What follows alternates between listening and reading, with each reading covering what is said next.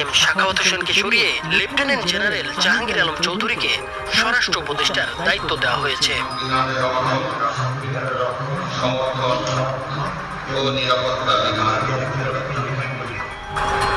গত ৮ আগস্ট অন্তর্বর্তী সরকারের প্রধান উপদেষ্টা এবং আরো ১৩ উপদেষ্টার সঙ্গে শপথ নেন brigadier general M Sakhawat Hossain.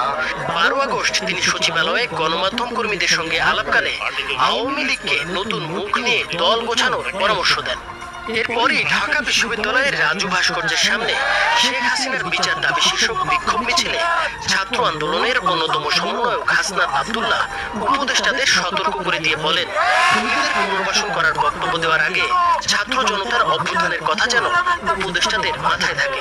সে সময় হাসনাত সহ অন্যরা সাখাওয়াত হোসেনকে সরিয়ে দেওয়ার কথা বলেন।